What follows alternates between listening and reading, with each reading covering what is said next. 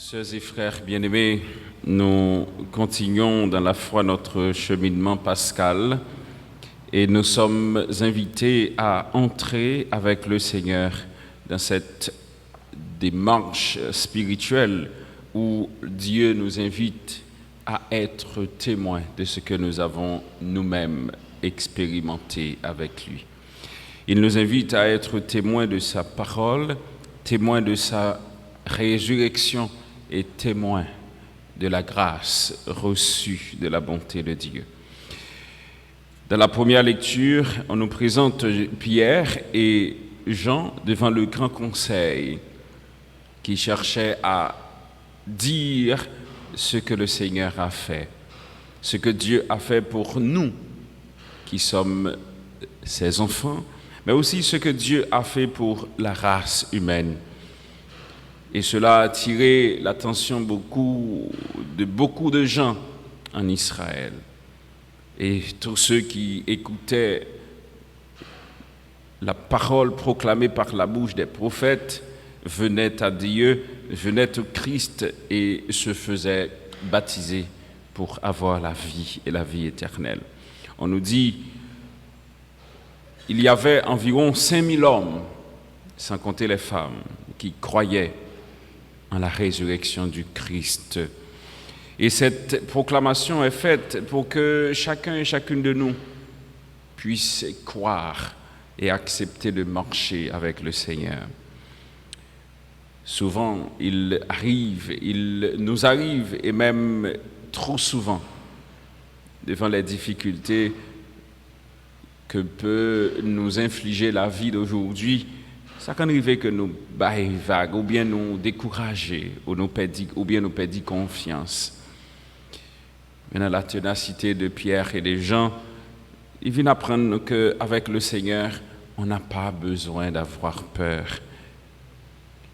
Peu importe la force, autrement dit la puissance de l'adversaire, on peut toujours rester ferme et confiant dans le Seigneur. Chef du peuple et ancien, dit l'apôtre Pierre, nous sommes interrogés aujourd'hui pour avoir fait du bien à un infirme. Et l'on nous demande comment cet homme a été sauvé. Sachez-le donc. Vous tous aussi, ainsi que tout le peuple d'Israël, c'est grâce au nom de Jésus, le Nazaréen, celui-là que vous avez crucifié, que Dieu a ressuscité d'entre les morts, c'est par son nom que cet homme est guéri. Alors mes sœurs, mes frères, Dieu, par la bouche des apôtres, nous fait comprendre qu'il marche avec nous. Il opère dans notre quotidien beaucoup de choses extraordinaires, si nous sommes capables de prendre conscience de cela. Il veut continuer à opérer plein de trucs encore aujourd'hui, surtout dans cette situation difficile que nous sommes en train de traverser comme peuple. Il est au milieu de nous. Il est surtout dans les moments les plus durs de notre existence. C'est exactement l'expérience que les disciples, les apôtres ont fait. Tout le monde voulait reprendre la vie ordinaire et ils avaient choisi de retourner dans leurs activités coutumières. Et c'est exactement ce que le Seigneur veut nous aider à comprendre. Il vient nous rencontrer, c'est dans la vie ordinaire. En pile, monde pensait que c'est sortir de l'ordinaire qui permettre que de rencontrer bon Dieu, mais pourtant c'est dans le train-train de la vie quotidienne que bon Dieu voulait rencontrer avec nous. Mais il nous demande d'avoir cette disposition de cœur. Cette disposition de cœur que les disciples n'avaient pas pendant toute la nuit.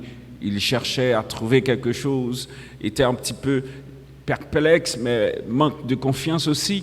Mais ils cherchaient à reprendre la vie après toutes les déceptions et même la honte qu'ils ont expérimentée pendant le week-end de Pâques. Mais dans leur détresse et souffrance, le Christ vient. Il apporte la force, le courage et la confiance. Ce matin encore, le Seigneur vient, il nous dit, n'ayez pas peur. Jetez le filet à droite. C'est toujours bon de recommencer avec le Seigneur. À chaque jour pour Dieu est un nouveau jour. À chaque expérience dans le Seigneur est une nouvelle aventure. Cherchons à recommencer, mais avec confiance et assurance. Le Seigneur nous demande de recommencer, mais recommencer de façon différente. Différent par rapport à ce qu'on avait l'habitude de faire.